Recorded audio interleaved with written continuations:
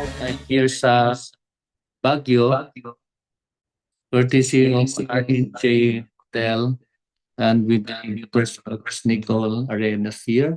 And nakikita niyo ba yung nasa likod ko ng mga nagaganda ang mga kasama yung LMT, LMT to be. Before we proceed, by the way, recorded itong ating Zoom today. This is your final AUSA coaching day, wherein we'll be tackling important matters regarding your forthcoming DOH massage licensure examinations come first week of June 2026.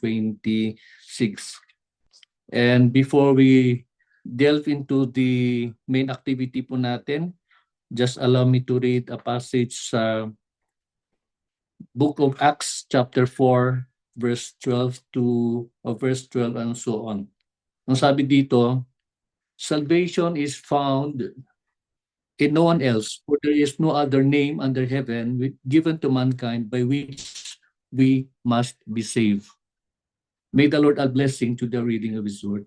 So, upon reading the whole chapter of this passage, makita natin dito na ito yung panahon na kung saan ay si Juan, si John at si Pedro, John and Peter, were being arrested. No? Hinuli sila ng mga Roman soldiers, and of course, because they were sharing the gospel, they were sharing the good news.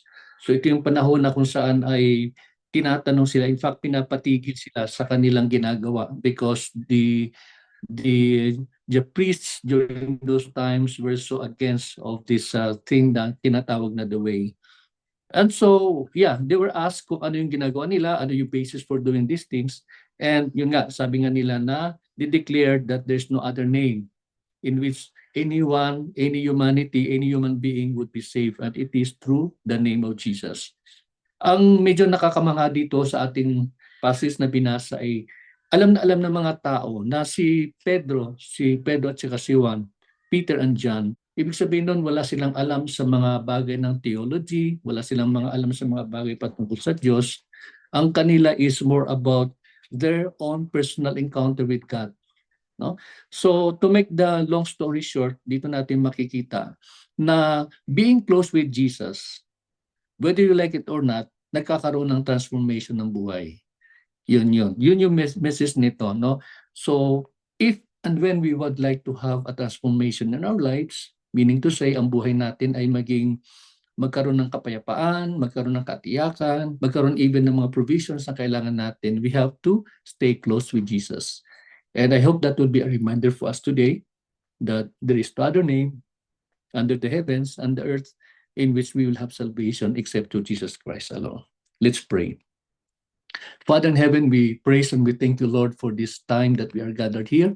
And we thank you, Lord, for reminding each and every one of us, Lord, that as we stay close to you, as we stay close to your word, our lives will be transformed. Not because of who we are, not because of what we do, but because of the goodness of your Son, Jesus Christ, and through the power of the Holy Spirit. Lord, as we commit to you the rest of today, ang aming pong talakayin, today's final coaching, may be with us, give us enlightenment, and open the hearts and minds of each one, Lord, that whatever it is that we have to tackle today, Lord, this will be part ng kanilang understanding and in preparation for the forthcoming TUS examinations. Thank you, Father, for being with us. In Jesus' name we pray. Amen. Okay, so welcome once more sa ating final coaching, and together with us right now, actually, as I have mentioned kanina, I'm here sa Baguio City, and nandito tayo ngayon at tinipon tayo nagtipon-tipon tayo sa tulong ng ating butihing kaibigan na si DC, and she has been coordinating with the team na nag-aaral ng mga kasama niyo ngayon. And probably I would like you to introduce yourselves, please. Pwede kayong tumayo at magpakilala po yung mga kasama natin nandito ngayon sa RNJ Hotel dito sa Baguio. Sige po, sino mauna? Yes, ma'am. Ikaw, Gandang umaga sa ating lahat. come closer please, kasi para makita. Yan, ditingin ka sa camera. Magandang umaga sa ating lahat. Ako po si Tiffany Songnyo. Yes, and next. I'm Germaline Marcelo. Next. I'm Hi, I'm Daisy Dagat. I am the coordinator, and I would like to introduce to you Miss Nicole of Elixir's Spa and RNJ Hotel. Hi, She will Miss be the Nicole. Kaway-kaway sa camera. Hi. Hello. Ayan.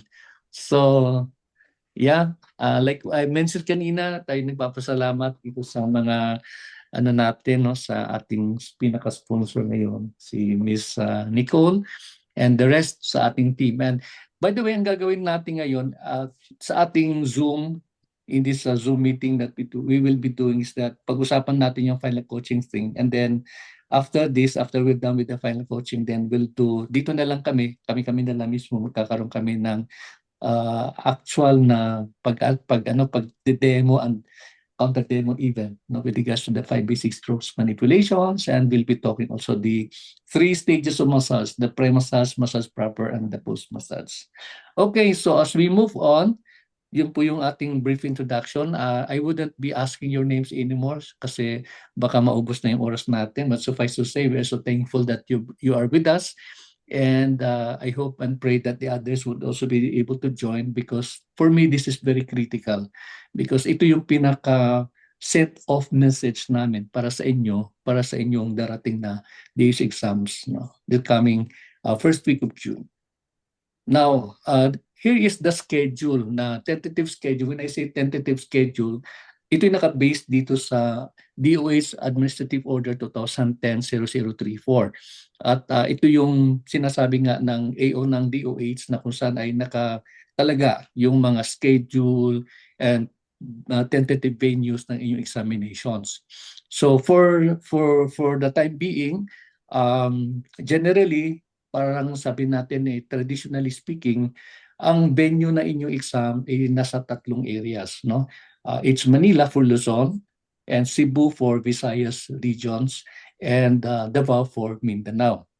Okay. Now, yan po ang sabi natin traditional venues, but there are times that it could change, no, depende sa area na kung saan ay mayroong over 50 na mga participants coming from a particular area. For example, if and when halimbawa sa Zamboanga there are over 50 na mga examinees, then DOH would decide, kasi kung karamihan na galing sa Zamboanga, they would decide na gaganapin yung exam sa Zamboanga.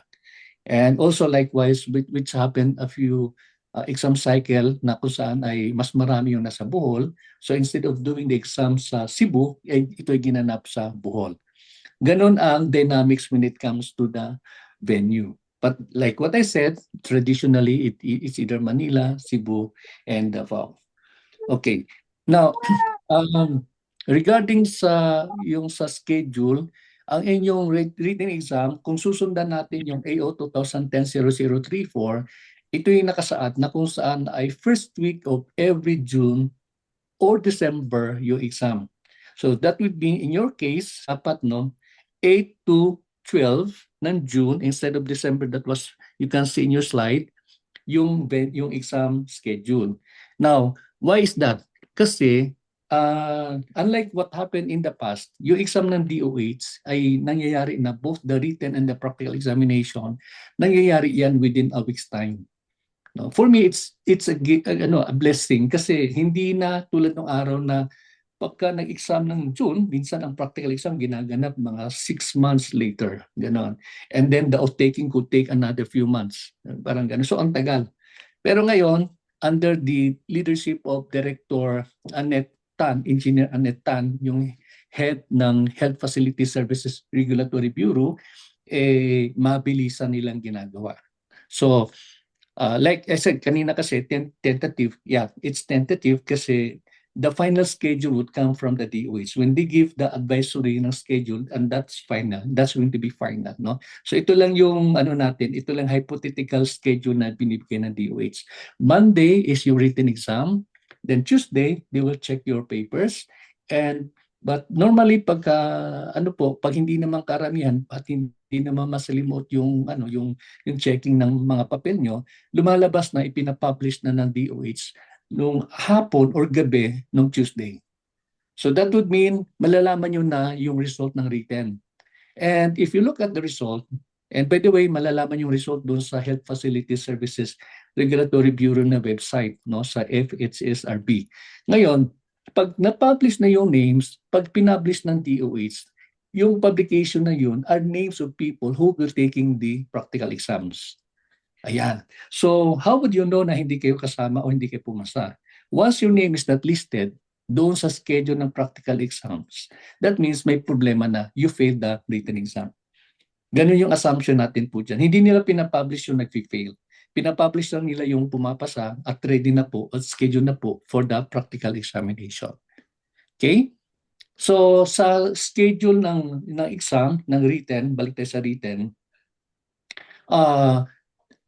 unlike in the past, umaabot ng 4 hours yung exam. Okay.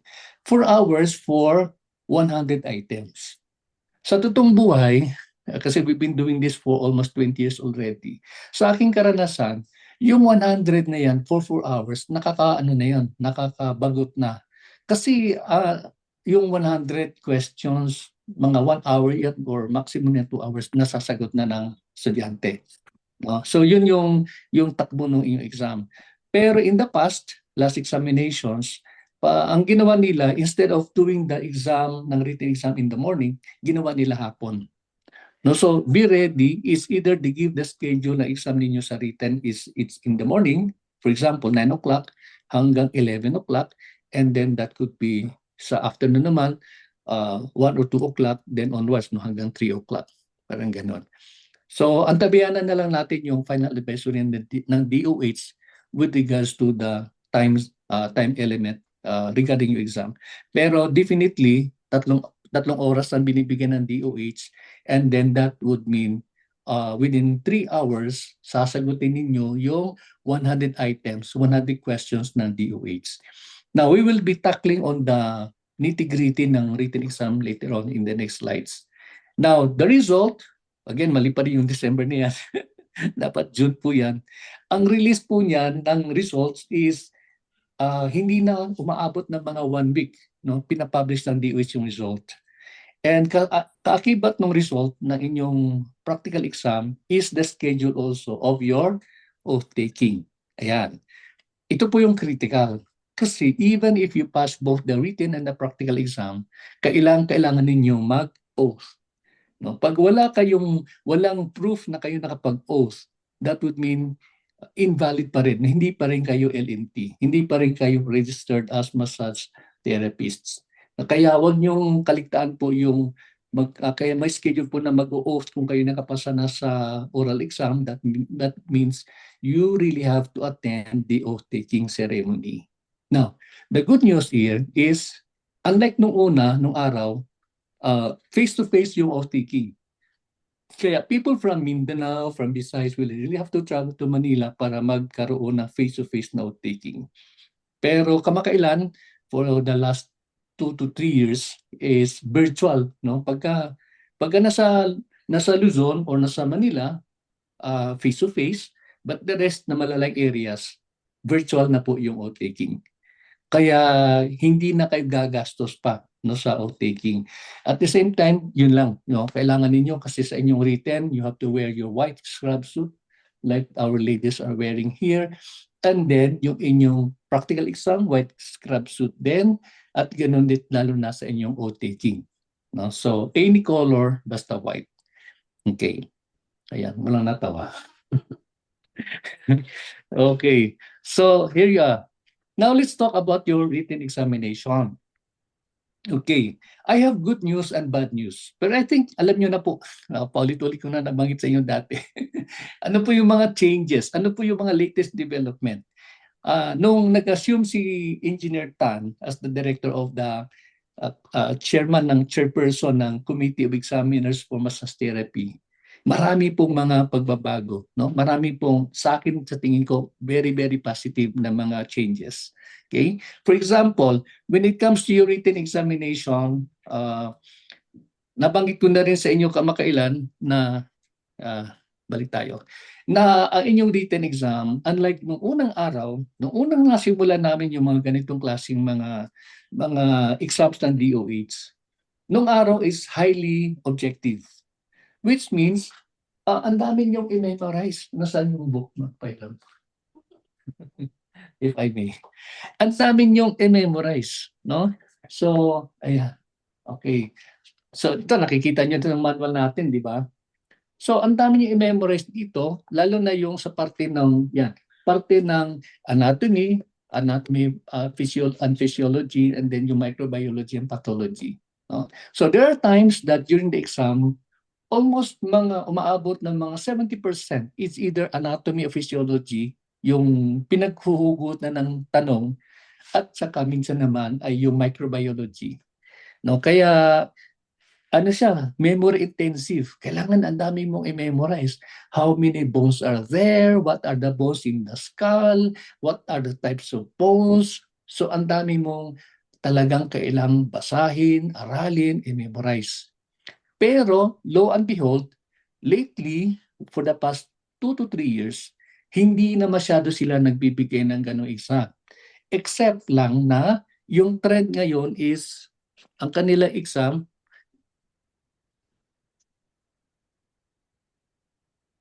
wala pa rin. Anyway, yung exam ng DOH, lalabas yung mamaya, yung exam ng DOH is highly situational. Okay? Situational, analytical.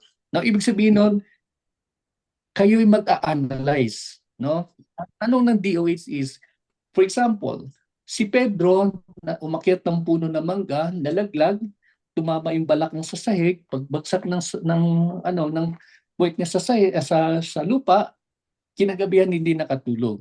Question, ano ang kanyang kondisyon? So may mga set of questions na yan, ang mga answers. Ano ang pwedeng massage na gamitin sa kanya? So mamimili dyan, is it epluraz, petrisage, friction, tapotment, and so on and so forth. And then from there, magsasanga na po yan ng tanong, ano naman ang hindi pwedeng gawing masahe sa kanya? Yung mga ganyan. So what we're saying here is, kailangan makapaghanda kayo at aralin ninyo, isipin ninyo, ano ba ang nararapat na masahe given a particular situation. Ganon. So ibig sabihin nun, uunatin yung isip ninyo, kailangan yung pag-isipan ng maigi, and then kung ano yung angkop na sagot sa tanong. Well, the good thing here is, hindi kayo mag-iisip ng sagot mula sa ere. Lahat ng sagot ay nandyan sa test question. So A, B, C, D. Ganon. Mamimili kayo. That's why my challenge to each and every one of you is learn to analyze carefully. Now, going back doon sa inyong test question, nababanggit ko na sa inyo paulit-ulit din minsan, na there is no need to be in a hurry. Ibig sabihin, pagka nag-exam na kayo sa DOH, hindi kailangan kayo nagmamadali. Kasi mag-a-analyze kayo eh. Kailangan mag-isipan nyo na maigi. Now, if you remember, ang aking ikinuturong trick sa inyo na paraan ng pagsagot ng tanong is, number 1, kapag hawak nyo na yung test material, 100 po yan, ang gagawin nyo, unang pasada ng pagbabasa, kailangan ninyong basahin ng diretsahan yung mga tanong, and then piliin nyo kung ano ang alam ninyo ang mag-iagarang sagot. Ulitin ko, kapag hawak nyo ang test question, basahin nyo agad, piliin nyo kung ano yung alam nyo ang sagot at pwede nyo sagutin agad. Okay? So you have to proceed from item number 1 going down towards item number 100. Yun yung unang pasada. Ang pangalawang pasada, kailangan ka nang mag-isip ng kaunti. Okay? So kung nung una mong read through is mabilisan mong sinagot, ang susunod naman kailangan mong pag-isipan ng maigi. So you have to compare notes.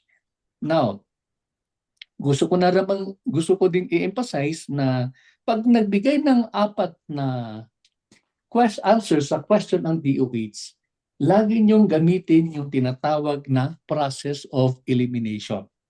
Anong ibig sabihin nun?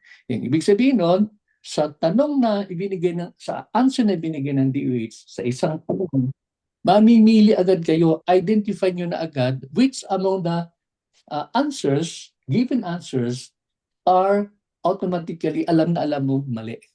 No? Normally po, dalawa dyan mali agad. Matitira na lang dalawang potential na tamang sagot. At tanda natin, pagdating sa ganung sagutan, ano yun? Kumbaga, almost the same yung answer, but always you have to select the best answer sa dalawang natitirang answer.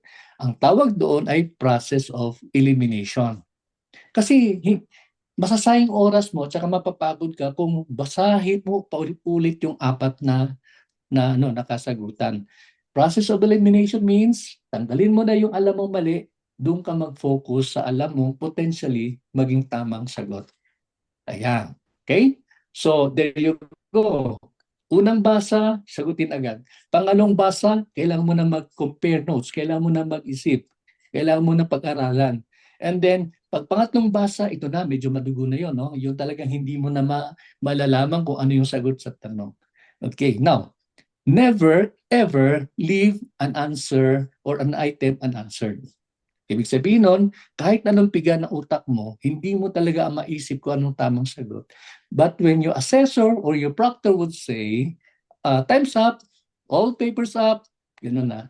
O I'll give you 5 minutes more, yun gano'n.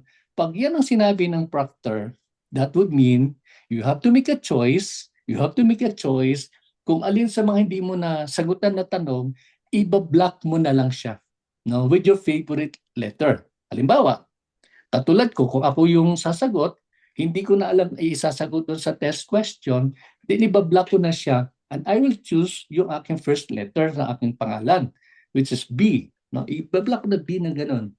Okay? Which means hindi ako magsasubmit ng test material o ng answer sheet na mayroong item na hindi nasagutan. Okay? So yun po, ulitin ko po ha. First na pagbabasa, sagutin with the known, alam mo ng tamang sagot, then sunod, kailangan mo na mag-analyze, and then kung last minute na kailangan mo na ibablock mo na yung sagot mo para tiyak na wala kang nami-miss out na item na hindi nasagutan. Okay? So yun po yung isang strategy na masasabi ko with regards to taking the written examination ng DOH.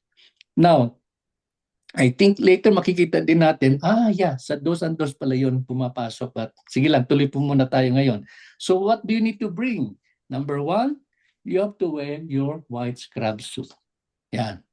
Okay? So kailangan suotin nyo yun. Pero kung nasa malayong area ka, I will not suggest na doon pa lang sa pinanggalingan mo, nakasuot ka ng white scrub suit. Kasi pagka malayong area pinanggalingan mo, pag dumating ka doon sa exam venue, wala na, no? Puting na yung kulay ng white scrub suit mo kasi nausukan ka na, lahat na. No? So, ang gagawin nyo na lang is, basta i-fold nyo lang na maayos para pagdating sa DOH, kung DOH man yung venue, masusuot nyo na wala masyadong gusot. No? Wala masyadong kung ano-anong mga wrinkles. Okay. The second thing that you have to bring, and never forget, to bring your NOVA or notice of admission. Okay. Ano yung notice of admission? Ito na yung kapag sinadmit namin kay DOH yung inyong documents, binayaran na namin yung inyong examination fee, and then nag-publish na ang DOH ng list of qualified examinees. Ayan. Pagka lumabas yung name nyo, ibig sabihin nun, wala ang problema yung mga requirements, nag-publish sila ng mga list of examinees. Kami na institution, bibigyan na kami ng advice ng DOH na notice of admission. Okay? So, magtutulungan po tayo doon, no? Kasi mayroong mga bagay doon na dapat nating fill upan. Okay? But technically, manggagaling sa institution, and then in which you have to bring that NOVA sa examination center, no? For Luzon, for Manila, andyan si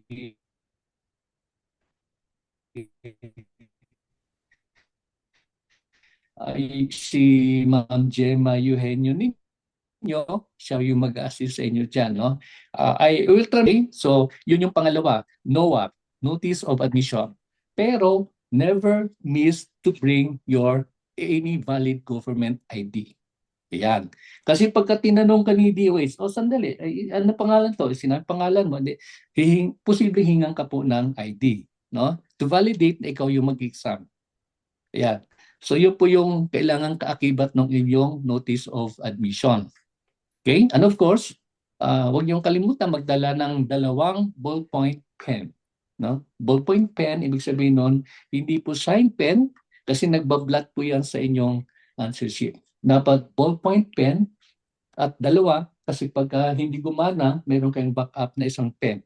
Kasi at the time examination, hindi po pwedeng magpaalkat, maghanap ng ballpen. No? So lagi may backup ka po dyan. Okay? So yun po yung critical na inyong dadalhin sa inyong written examination. Now, let's talk about the oral practical examination.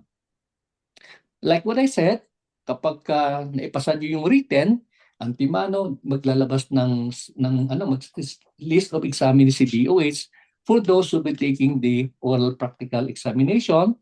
And ito po yung mga bagay na dapat ninyong dalhin. Okay? Again, kailangan nyo magsuot ng white scrub suit. And then, of course, kailangan nyo dalhin yung NOA.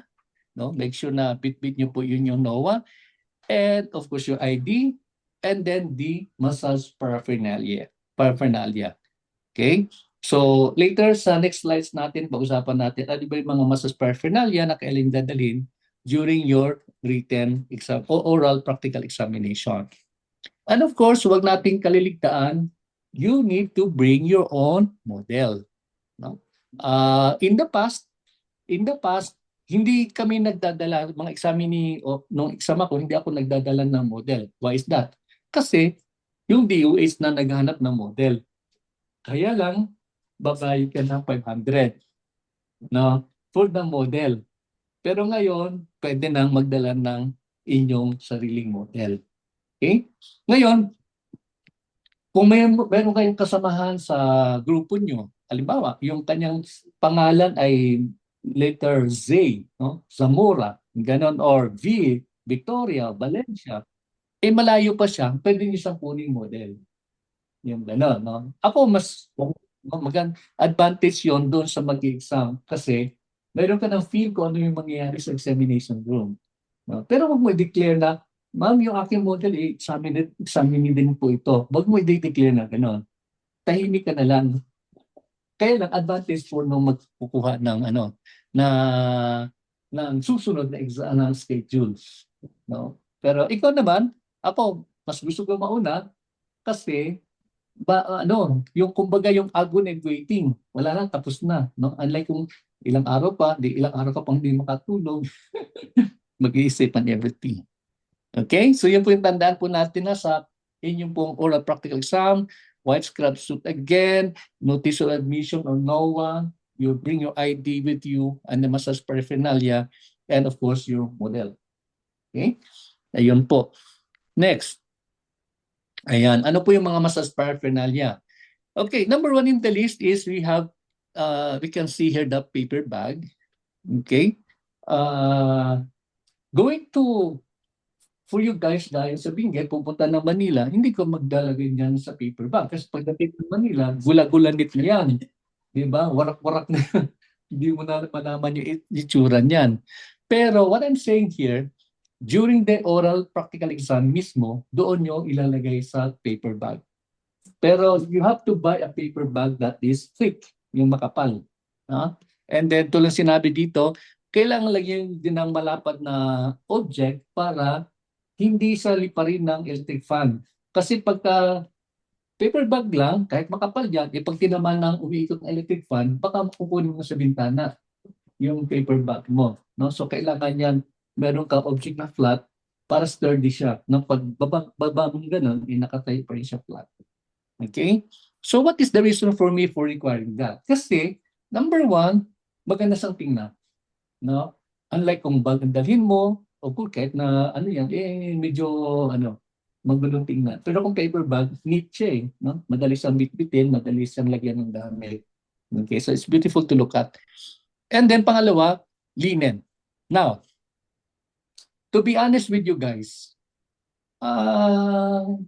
since nung may bagong komite, parang hindi ko na nakikita na nag-ano sila, nag-effort sila magdala ng massage table. Okay, except lang yung sa Manila, DOH Manila.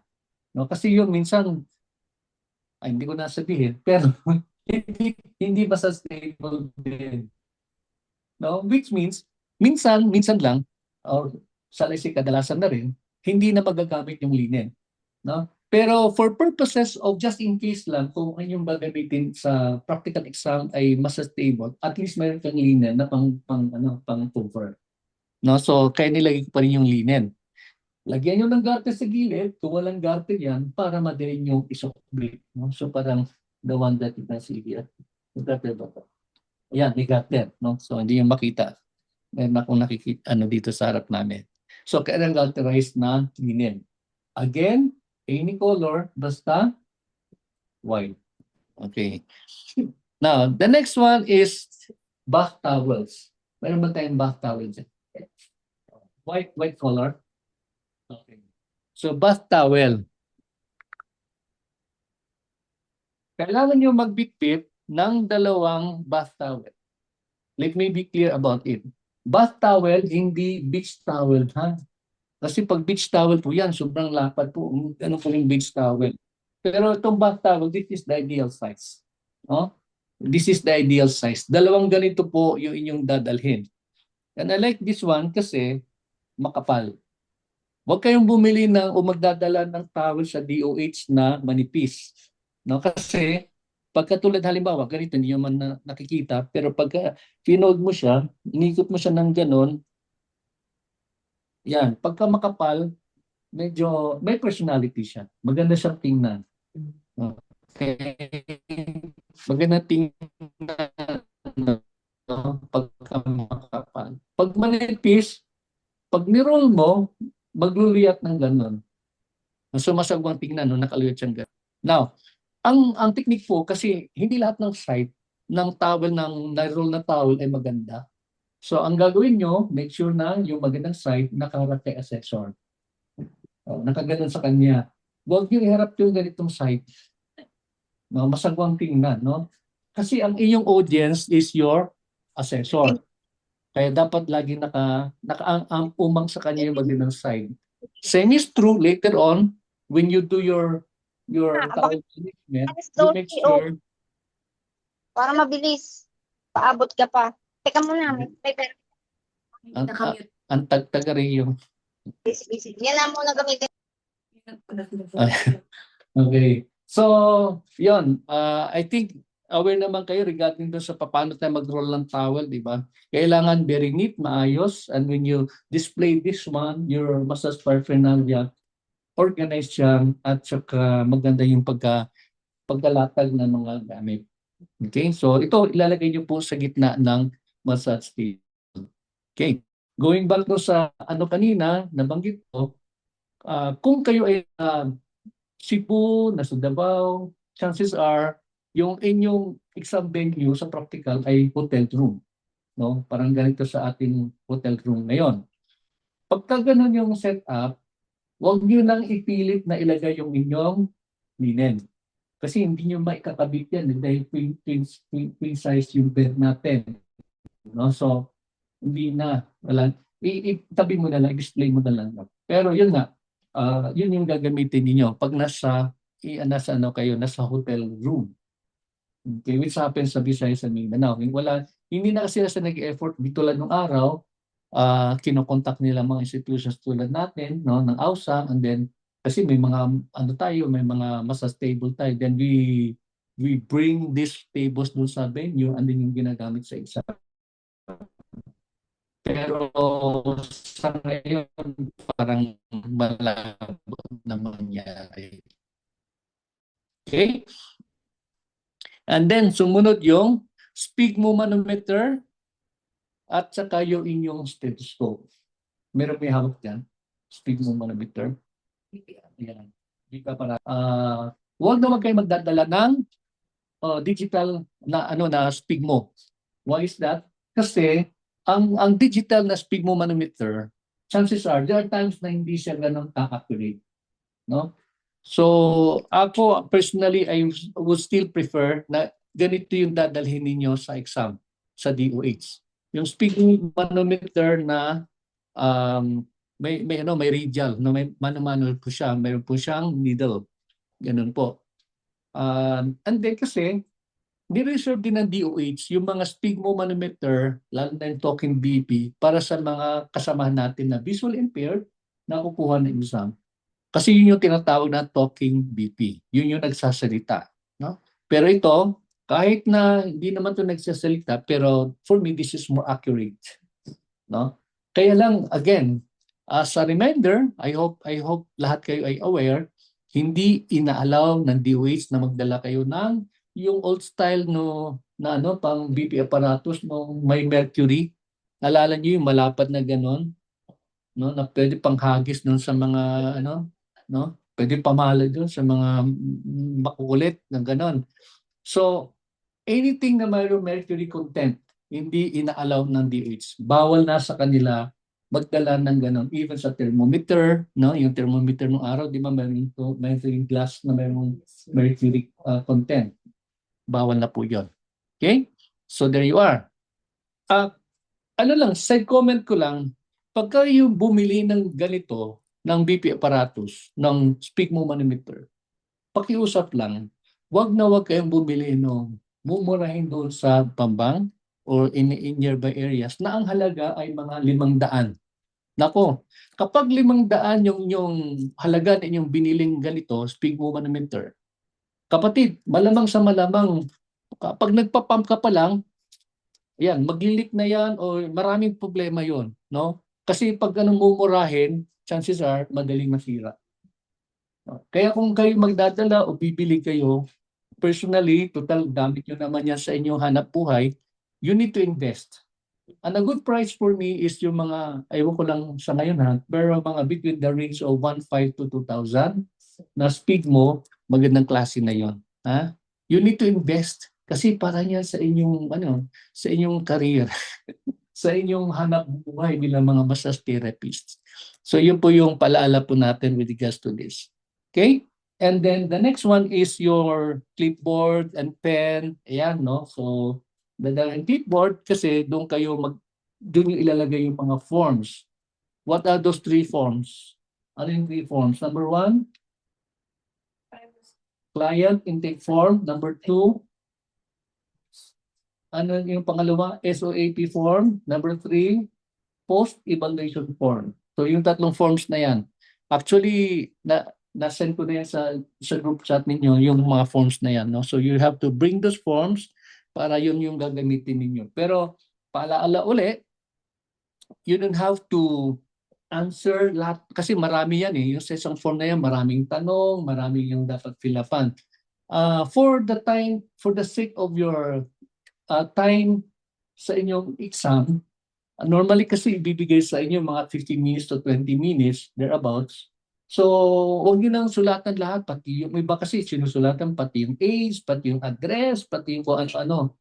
No? Ang importante lang, andun yung name, and then the condition or case, and then yung results. No? Ganun, para mabilisan yung pong masagot yung mga forms na yan.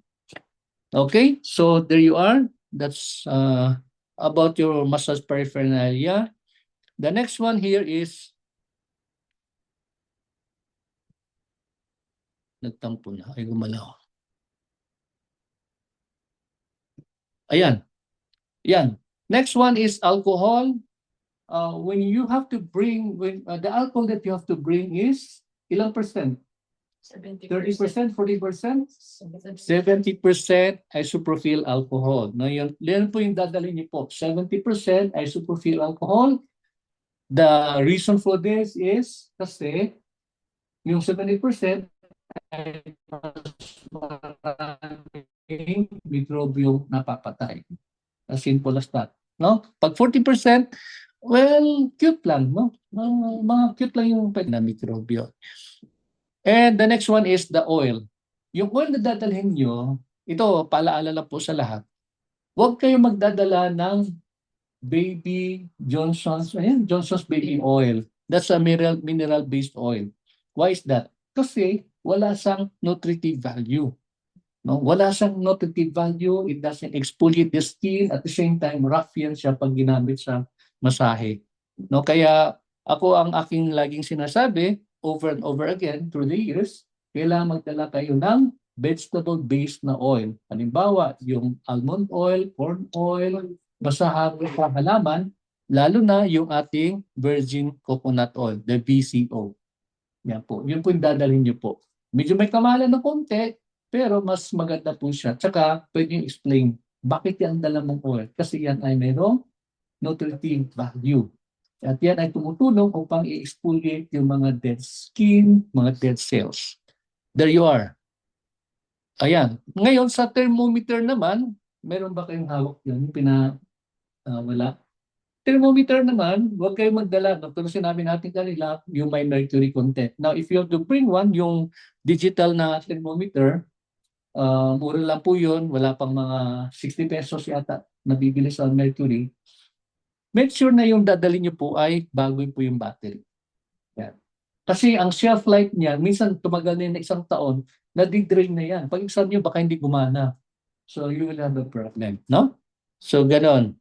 And of course, nakalagay dito, you have to wear your confidence smile. No? Very positive ka. Yan. Kaya kung sinasabi natin, you have to pray for it. Ask God to be with you para confident kayo sa inyong practical exam. Okay? Ayan. So, yan yung sa latest tip na sinabi natin, bakit ko na kanina, di ba? Yung written exam is situational, analytical, practical application. No? So, pero I don't discourage you from reading through and through, no, book cover to cover na inyo pong manual. Kasi po malaking tulong naman sa inyo yan eh. Sabi nga ng mga ibang mga experts, sabi nila, whatever it is that you have learned, whatever it is that you have gained, hindi mawawala yan. That becomes your stock knowledge. No? That becomes your ano na yon. Kumbaga po, ano mo na yan, capitalization mo na yan, no? Kasi pag ang client nagtatanong, then you're able to explain things.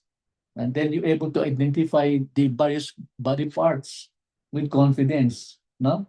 Ayun po, kaya mag-effort po kayo mag-aral po neto. Pero like what I said kanina, very, very easy yung exam.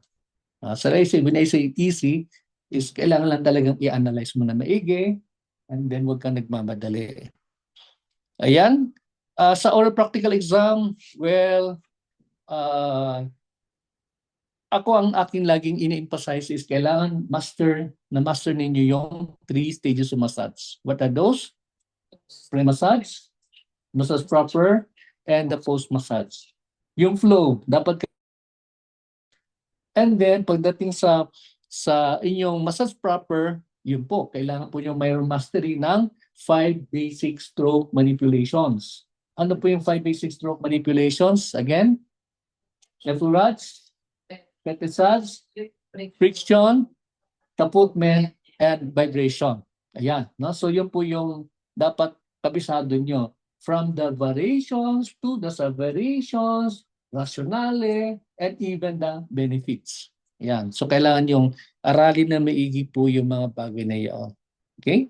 So, ayun. Mga do's and don'ts. Ayan. Ano po yung mga do's and don'ts? Well, of course, lagi nyo naman narinig sa AUSA yan na you have to really pray, no? Before, after you pray, continually ask God for guidance. No? Walang substitute to prayer. No? That's the only time na you'd be confident sa sarili mo when you take both the exams. Number 2, prepare a checklist. Prepare a checklist ng inyo pong mga dadalhin sa practical exam. Kailangan po yun ha, yung checklist na yan, kailan naka-itemize. No? Before kayo matulog sa gabi, before sa inyong examination day, naka-itemize yun. Dapat yung dadalhin. Para wala kayong mang-miss out. Tandaan nyo, kung may kasama kayo sa bahay, may mga bata kayong kasama sa bahay, hindi nyo alam No? Habang natutulog kayo, laruan yung mga gamit na inyong ano, for exam, and then, akala mo kompleto pa yun, pagdating sa DOH, missing yung mga ibang items. That's why, even leaving your home, balikan nyo yung checklist niyan, basahin nyo, tingnan nyo kung kompleto ba yung mga items. Otherwise, magkakaproblema po kayo. No? In both exams, kailangan yung matulog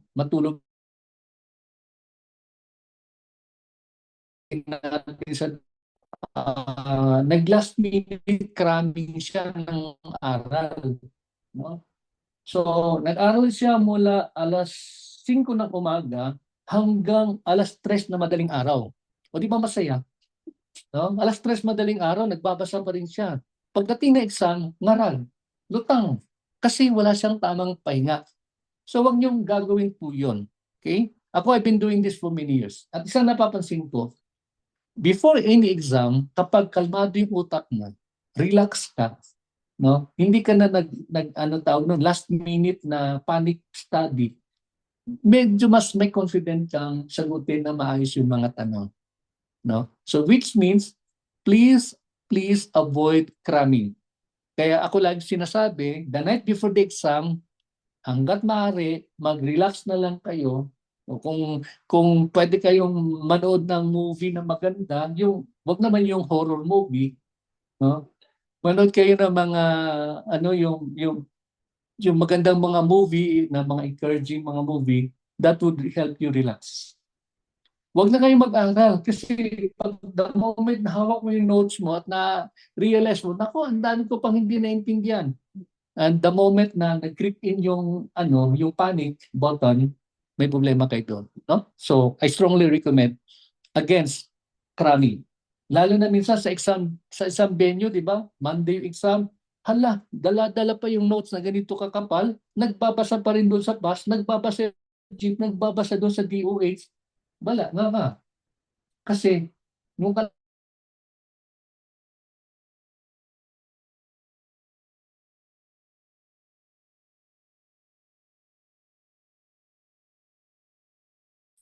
item in the slide is, kailangan yung kumain. Huwag kayong mag-exam ng empty stomach. Kasi mental work ito eh. No? Pag walang laman yung tiyan mo, magkakaproblema kaya. Kasi pag nagpanik ka na, magsisigan-dumano yung ating tiyan. Kaya lang word of caution. Pag kumain po kayo ng breakfast on the day of your exam, kailangan light meal lang. No? Huwag kayong mag heavy meal, no? 2 cup ng rice, tapos 5 itlog, tapos 5 no? Isang kamakmak na lechon, gano'n. Kasi pagdating sa DOS exam, natatawa na sila dito.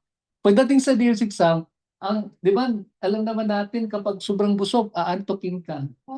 So, hindi nagagana yung utak mo kasi antokin ka na eh. No? So, when you eat, make sure that light meal. No? As to what is light, that depends on you kasi maaaring yung light sa akin, hindi light sa iyo. Pero importante, huwag kang mag-overeat. No? Para active pa yung mind mo. Kung gano'n. Kasi pag nasobra mo ng kain, wala na. Sluggish yung mind mo. Pagdating sa question, antukin ka na, pagtingin mo sa papel, parang tama. Yung una, wala. Hindi ka na makakiisip ng maayos. Okay? The next one here is, na-mention na natin. And then of course, avoid negative thoughts. No? Kasi yun yung kalaban natin minsan eh, no? Naku, baka ako papasa, naku, ano nang kababain ti, ko, tinikinan ko kiniamang ko, nakapasa sa exam, ito'y, wala. Magkaroon ka na ng panic. At saka another thing, one way nagkakaroon kayo ng negative influence, yun nga, pagka nag-huddle ka, nakasama ka sa ibang mga grupo, kasi marami kayong makakasama dyan eh, no? Naka-white scrub suit na mga kasama ng exam. Meron iba kasi, nagla-last minute na aral. Tapos yun nga, nag-uusap mo sila. May mga instances pa tayong experience dati na may kumalat na na ang tawag nun yung ang tawag nila diyan. Parang cheat sheet, no? Yung gano'n, no? May mga sagot na. Ito na yung sa DOH, may logo pa ng DOH, yung gano'n. Tapos wala kayong hawak. Di ba?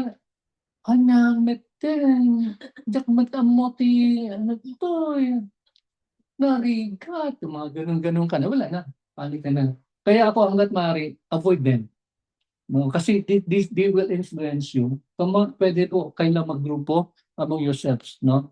Kayo magkakasama. Avoid, kasi may negative influence minsan yun. No? If you mix up with them, and then you will realize na meron kasi minsan mga rumor mongering na hindi ito yung lumalabas ng sa exam eh. Yung pagka-jail, sa katwa ito, well, no? Kasi every exam is different and there is no such thing as leakage sa DOH. Kasi nga situational, no? Tsaka ang ginagawa nila in every examination, lahat na excess na mga test questions, sinisread nila yan, no? Sinisread nila yan. So, yun. Ibig sabihin, wala nang kumakalat na mga leakage na sinasabi. Tsaka hindi sila nagre-recycle ng test questions. Laging may bago silang test question. Okay? And the last thing na maaaring mangyari is kayo ay nag-cheat. Okay. Halimbawa, diba, exam nyo, ito yung row. Tapos yung kabilang mo dito, nakita mo, ang bilis nilang sumagot. Ikaw, kasi naka-open, gumaganon ka, no? Gumaganon ka para anong kaya ang sagot doon? Kaibigan, that is suicide. Why is that? Kasi ang arrangement ng seating arrangement sa exam, dalawang set yung exam. Merong set A, merong set B. Kung hawak mo set A, malamang lahat ng katabi mo, puro set B. Okay? That would mean magkaiba kayo ng test material. No? Hindi pare-pareho yun. Hindi yung, kunwari, yung hawak mo is the same with the others. Hindi. Kasi lahat ng katabi mo, magkaiba yan ng set ng question. Kung hawak mo set B, yung kanila naman sa tabi, puro set A. Kaya there's no use to cheat. No? Tsaka kung situational, saan mo hugutin yung, hindi ko pwedeng mandaya eh. No? Iba kasi naglalagay pa dito, minsan dito sa duster, mga ganun. Di ba? O kung ano yung mga para-paraan, di ba? So, sa DOH, hindi po pwede po yan. No? Kasi number one, like what I said, yung written exam is highly situational. No? So, ganun po. Okay? Ang ano lang po is follow every instruction. Yun lang po. Pag sinabi ng assessor, no cell phones allowed, everyone, you put your cell phones up here in front, then you just have to comply. Kasi, pag once tumunog yung cellphone mo at lahat ng cellphone pinalagay doon, may problema ka na. Because you are not following simple instruction. No? So I cannot vouch what will happen, but definitely you'll have a big problem. Kaya pag sinabing all cell phones, no cell phones allowed, then you make sure na lahat ng cellphone o kasama pinalagay mo cellphone doon. Kasi alam naman natin, di ba uso yung ChatGPT, yung mga ganun, may mga voice pati anong kaikikan na sa mga modern technology. So you have to comply and follow instructions. Okay? And ayun po. Ang isang strategy sa cheating, by the way, alam ng DOH yan, ha? Alam ng DOH yan. Halimbawa, ganito, written exam. Kunwari, ma'am, CR po ako, ma'am. Yan. Yes. Si CR. Ayun, nag-CR na si ma'am. Alam na nila yon. Pagka gamit sa exam may mag-CR, posible yan may maging problema yan. Kaya ini-escortan niya ng proctor. Pero hindi yan sasama sa loob ng CR. No? Pero magmamatsyag lang yan. Oo. Ganun. Pag sobrang tagal mo, may problema na yon. Kakatukin ka ng, "Hello, are you okay?" Yung ganon. Okay. Kasi alam nila yun eh. Pag sa CR, minsan doon ang maglabasan ng meron dyan. No? Oo. Okay? So, alam ng DOH lahat yan. No? Kaya, sabihin na sa inyo na papunta pa lang kayo, pabalik na kami. Yung gano'n, no? So alam ng DOH. Kaya wag na. Tsaka madali lang ng exam. Sikreto natin yan. Okay, so ayun po. Be early, encourage one another, follow instructions. Yun, self-explanatory na yan. No? So, kailan maaga, kung ang schedule na exam ng DOH is, halimbawa, nilagay niya 9 o'clock, hanggat maaari, before 7, nandun na kayo sa venue. Okay? Kung kayo ay malapit sa venue, halimbawa, nandun ka sa Manila, I will strongly recommend na a day before the exam, you visit the venue. Puntahan nyo yung venue. Why?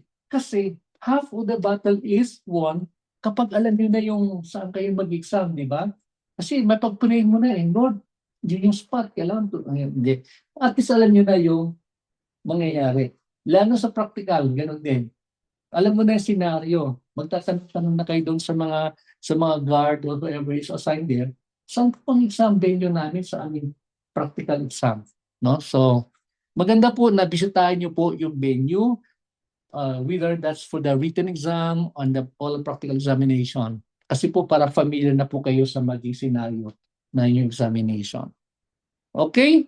So, exam result, ayan, like what I said kanina, the exam result is within, ang bilis nila po ngayon, no? Mga 1 to 2 weeks may result na exam, and then pagkalabas ng result, may schedule na rin sila ng oath-taking. Ayan. So again, for another 1 or 2 weeks, may oath-taking na kayo, and then kung malayo area, pwede na kayo mag-oath-taking via Zoom, and then pag malapit naman, within Manila area, face-to-face. Ayan po. So still, kailangan yung sumuot ng hindi pong scrap suit, any color, basta white. Ayan. Okay. The release of your license, here's another good news kasi within a few weeks then, makukuha nyo na yung result ng yung exam, ng licensure examination. Ang akin lang advice, aking palaala, huwag kayong bumalik sa DOH venue for the exam. Halimbawa, for Manila, huwag kayong bumalik sa DOH Manila office or main office for the result. Why? Kasi lahat ng result makukuha nyo sa region na kung saan nakatala yung inyo pong mailing address o yung inyo pong formal address ng inyo pong venue. So kailangan yun ang inyo pong gagawin, doon kayo pumunta sa nearest DOH Regional Office. Yan, ulitin ko po, wag kayong pumunta sa central office ng DOH, wag kayong magtanong sa kanila. Ang inyong pong tatanungin ay kung saan rehiyon po kayo napabilang when you submitted your DOH Massage Exam application. Ayun po. So, doon po kayo magtatanong. Saka, huwag nyo rin po kaming kulitin. Huwag nyo kami message sa group chat. Sir, saan po namin? O kailan po ng release ng exam? Ng license namin, ng aming pong certificate of registration. Kaibigan, kapatid, hindi ko po malalaman. Kasi po hindi na po kami involved doon sa releasing po ng inyo pong license.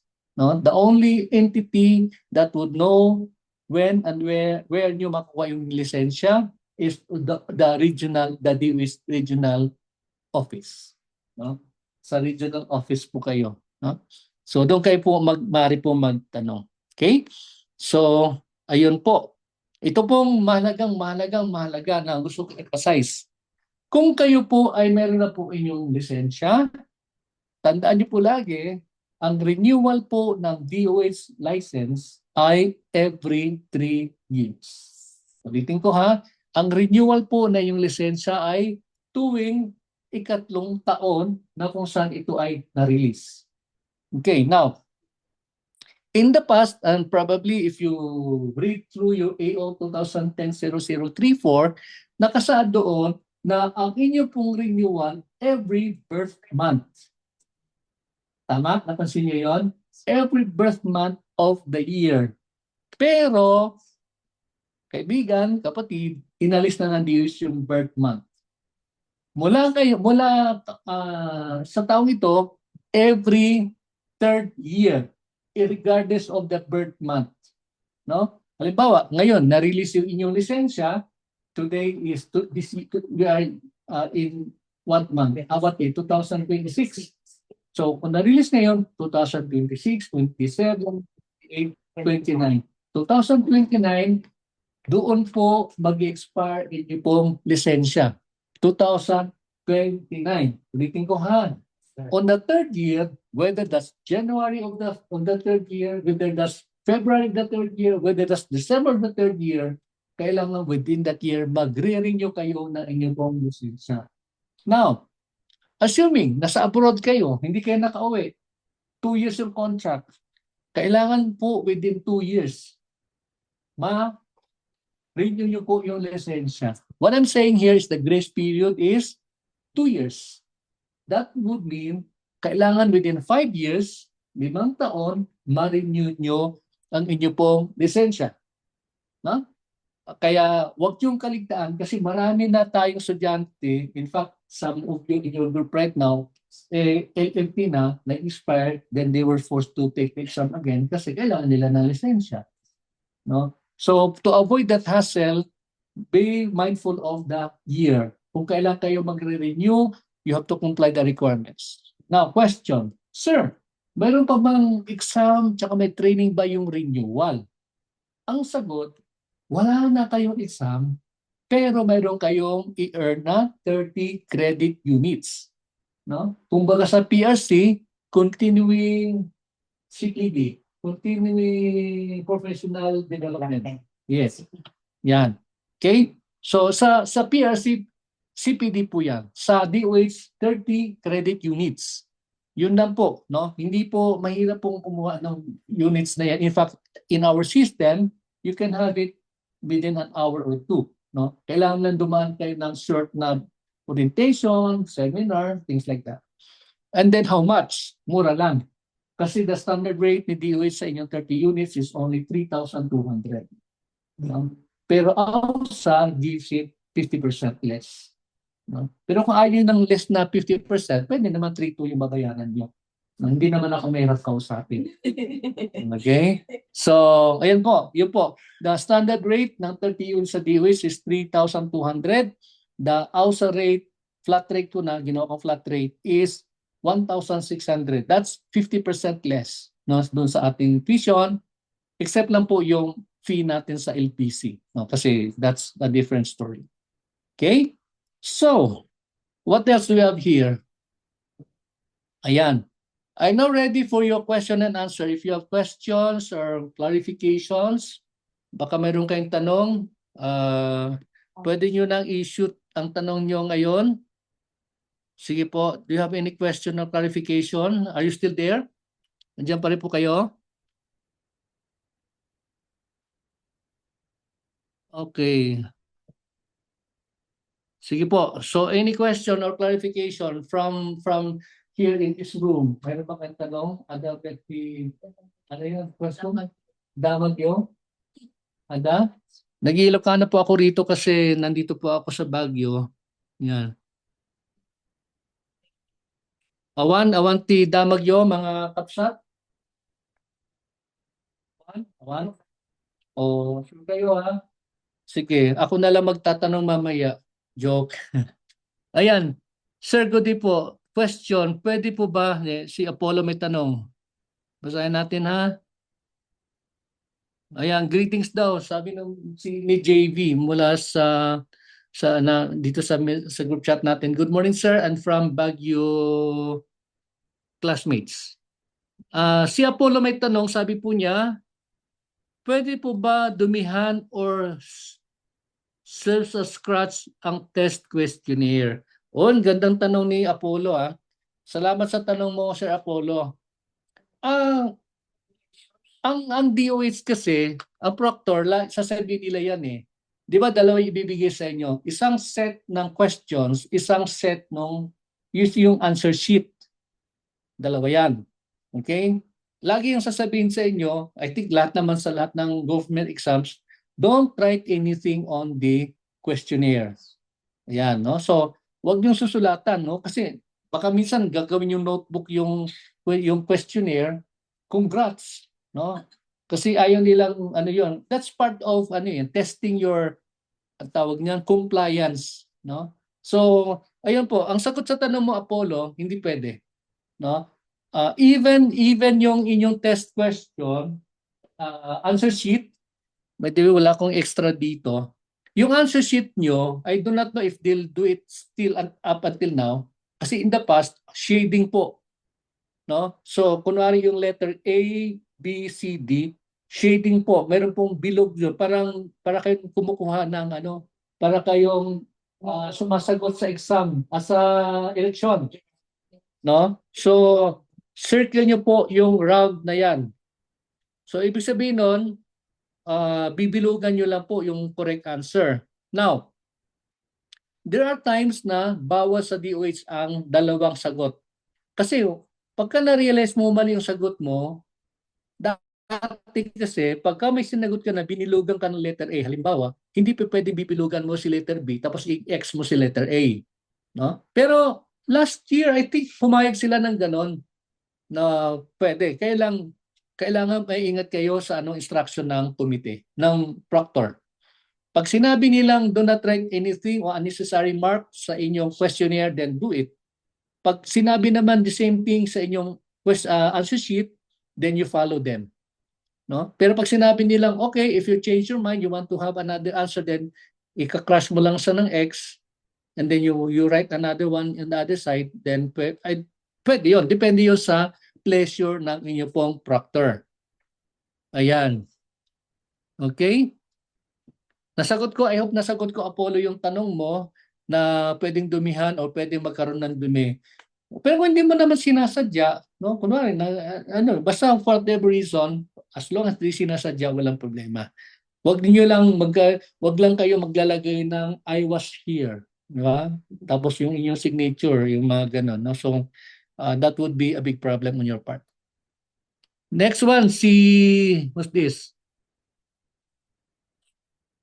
Si Eliza. Good day, sir.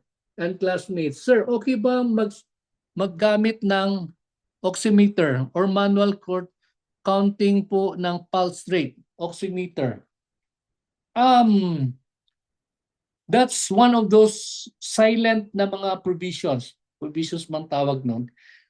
Silent sila regarding the use of that, no? Pero to be safe, baka kung papayag sila during yung oximeter na yan, di ba, to check the pulse rate, then gawin nyo. Pero pag sinabing bawal, di i-manual nyo.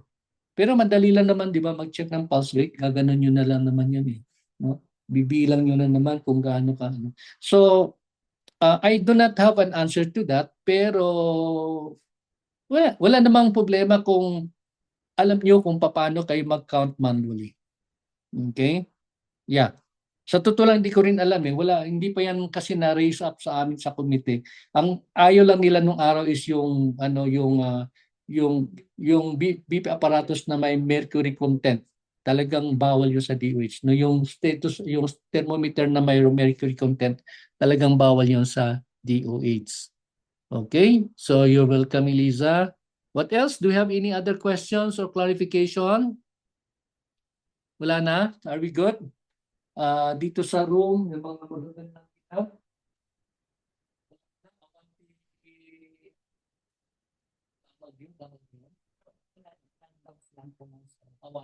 Awanen. Oo.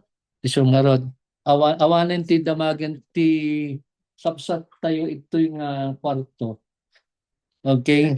Yes, ma'am. Clarification po. Meron pong tanong dito si Ma'am Leo. Yung grace Regine. the grace period, magiging 2 years. So magiging Pakita ko lang para makita kanila. Mag-guess kanila. halimbawa, sir, yung sabi nyo kasi parang every 3 years renewal. Yes, ma'am. Tapos sabi nyo, in case, may grace period na 2 years to make it 5 years. So, kung sitahin ka in that 2 years, parang excuse ka, sabi nyo, ongoing yung parang gano'n, sir, so pwede pa. Basta within that 5 years, dapat meron ka na. Yes. Ang question ko, again, follow-up question ko, sir, is, kung doon sa 5th year, Kung lumabas yung examination mo sa next 3 years ulit mag-renew. Yes. Okay, sir. Yes. Magandang gamin. Oo. So, Pero, pero kung, to answer the question ni Ma'am Regine, sabi nga niya, no, kunwari, umabot ka ng 3 years and then, siyempre, busy-busyhan ka, no, umabot ka ng another 2 years, nasakto mo lang yung 5 year, nag-renew. Ang count off nun is on the day na nabigyan ka ng bagong license. Yan, diyan magsisimula ulit yung 3 years. Diyan magsisimula another grace period na 2 years. Yung gano'n. Pero dapat tandaan nyo na ilagay nyo sa inyong alimpatakan, no, na kailangan on the 3rd year mag-renew na kayo. Kasi minsan mabilis yung panahon eh. yes. No? Parang feeling mo, parang kaya lang yun, matagal pa yan. Yung gano'n. Only to find, pag-check mo, naku, wala na, 1 day late ka na. Doon sa 2 years. Din. Congratulations. No? Exam ka man din. Yun. Well, Disadvantage. Oo. Kaya yung ang disadvantage no, kasi pag i-delay mo, mabilis yung may mga pangyayari minsan, di ba? Nagkaroon ng something, yun, naulit yung gera sa Iran, yung gano'n, nagkagulo, hindi mo na namalayan. Hindi kasi pwedeng excuse dati, di ba? Sabi ng iba, naku, mayroong pandemic. Natapos na yung pandemic eh. Hindi pa sabi, kasi nag-pandemic sir, hindi, bibilangin pa rin nila yung number of years. Pag lumagpas ka, no, wala. No, so you really have to give time, no? Kasi madali lang naman ang renewal eh. Pero hindi naman katulad ng TESDA kasi TESDA is very very easy, no? Pakita ka lang doon, may makuha mo ng renewal. CDWs hindi, fixed na yun. No, kasi ano yung renewal? Actually, once submitted, dinala nyo sa regional office, yours is dito sa Baguio, di ba? Region 3, 4? TAR kayo. Ang processing, pagka mabilis lang, minsan, kung nandyan yung director ng DOH, pag sinamit mo, minsan sabi niya, aguray ka, ada ni director ito opisina, ada suna, perma niya takta. O di, hintayin mo na. No? Ayun. Huwag mo iwanan agad kasi baka nandyan si director, pwede mo na makuha agad. Mabilis. Provided complete yung requirements. Yan. Masa po hindi expired? Yes, within the grace period and then hindi invalid. Kasi ang technical term nila dyan, pag lumagpas ka ng 5 years, invalid yung license mo. Kahit nagugulong-gulong ka sa sahig, hindi nila i-renew yan kasi lagpas ka na sa regulatory period. Okay? Amanin? Not the grace period, sir. Sige, ano po? So yung grace period na 2 years, may penalty yun? Or Wala. May schedule. Hindi, may penalty. Ay? May penalty yun. Oo. Pero parang ano yun? Para, kasi di ba dapat 3rd year? yes. So mga 100 lang yata per year. Parang ganun. Kasi ako nag-penalty ako. Oo. Kasi Pag lumagpas. COR, hindi na ako na-renew. Oo. Tapos kinuha ko na yung license ko. Nagpa-affidavit ako na ito. Tapos with penalty. May penalty yun. Pero mura lang. Huwag lang lumagpas ka ng 5 years. Kahit na mura lang penalty, wala na. Talagang they would treat your license as invalid. Yung ganun. Okay, sige po. Ayan. Uy, ang galing ni Apollo. Ang tanong niya. May next question si Apollo. Sabi niya, Sir, pwede po ba magdala ng snack habang nag-exam? Like chips or sandwich? Kutkutin, takot magutom, sir. Pwede ka magdala basta mamigay ka sa buong class. Hindi. Hindi, joke. Hindi ko alam. Depende yan sa proctor. No? Pag bibigyan mo si proctor ng Jollibee siguro, baka payagan ka. Hindi, joke lang. Biro lang po yun. Depende yan kay proctor. No? There are instances naman na papayag pero hindi ka pwedeng magkumain doon sa parang doon ka sa corner, no? Huwag ka lang lumabas ng room. Parang ganon. So, case-to-case basis, depende yan kung gaano kabait yung inyong proctor na payagan kayong magkot-kot. But definitely, ang alam kong pwede, candy. Yan. Oo. Wag naman chocolate bar. No? Kasi minsan chocolate bar, nandun yung mga kung ano-ano nakasulat. So, candy is okay. No? Pwede yung candy, sir. Pero kung snack na chichirya, siyempre maingay yan. Pagka yung ganon. Di ba? Lalo na pa ang mga potato chips na yan, ang mga light na yan, saka mga ano, hindi maingay. Pero yung candy, sir, I think wala namang problema. Candy. Oo. Yeah, just the same, kung in case lang na tanong mo lang si assessor kung, o si proctor kung papayag siyang kumakain ka ng sandwich or something. Okay? Sipag ni Apollo magtanong Salamat Apollo sa iyong mga tanong. Okay, so kung wala na po, I think that is all for this time. How many are we? We are, nasaan yung iba? Awan. Na ano sila. Okay, so tubig, sir. Pwede po magdala. Tubig, I think, like I said, technically wala namang problema po yung tubig. No? Yun lang yung kakain ka ng chichirya or something, yun yung medyo hindi pwede. Pero tubig, ang alam ko lang sa experience ko is lahat ng food ilalagay lang sa harap, tapos kung kailan mo ng tubig, punta ka lang doon, pero you have to ask permission sa proctor na kukunin mo yung water mo o iinom ka, things like those. Okay? So, ano lang yon? Alam ko naman minor lang yon. Pwede kayo magbit-bit noon during the written exam. Sa practical exam, walang problema yon, no? Kasi yung practical exam mga 15 minutes to 20 minutes lang naman po yon. So, hindi problema po yon. Okay? What else? Okay, nasagot ko yung tanong mo. Sino to nagtanong? Si Hanalyn, no? Tubig, kung pwedeng dali ng tubig. Okay. Sige po. So kung wala na po,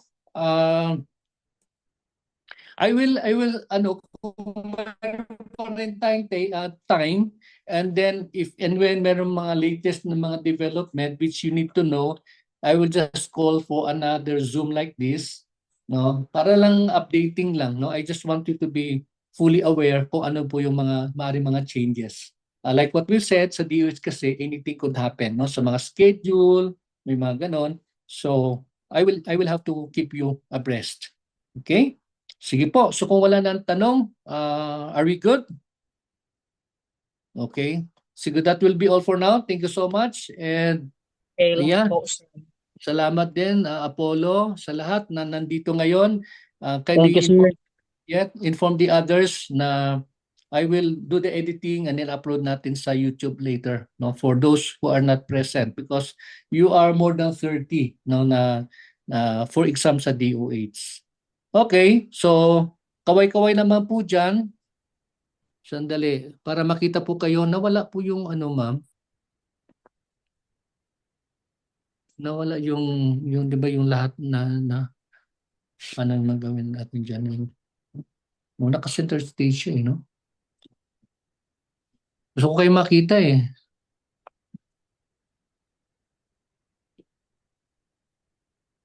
Ayan, pero bakit lang? Tatlo lang po yung naka-open. Tatlo lang naka-open. Kasi naka-open lang. O, sige, paki-open cam lahat kasi kukuha tayo ng picture, please. Kayo din. Yes, singit ka dito. Yan. Okay. Para sa ating group. Tama ba? Okay lang ba ito, ma'am? Gallery view ba tayo? Gallery view. Ayan, gallery view. Okay, the others are kasi hindi sila naka-open, kanya makita. Paki-open po para meron po tayong mga para ma-meet niyo po yung mga kabagyan niyo, ito'y Baguio. Yan. Okay. Ayan, si Sir Apollo, si Lisa. Yan. Mga nagaganda mga estudyante natin yan, talagang pag-ausa, magaganda at mga gwapo. Oh, dumami. Bigla dumami, oh. Sinabing gwapo ba? Magaganda. Dumami. Okay. Sige po. So, ready? Pwede ganun tayo? Yan. Thumbs up tayo. Thumbs up ba tawag nito? Yan. Finger point. Number 1. Yan. O, yung iba naka-up pa. Up pa. Okay? Ready? Yan. Closer. 1, 2. Take 2. Ready? 1, 2. Maraming salamat. Congratulations. God bless. Arigato. Bye. Bye. Study Yes, sir. well. Bye. God bless. Aral God na bless you, sir. aral. Naaray bless. tuloy. Aral. God bless. God Aral na bless mabuti. everyone. We're praying for you always. Bye. Okay. Salamat. Thank you.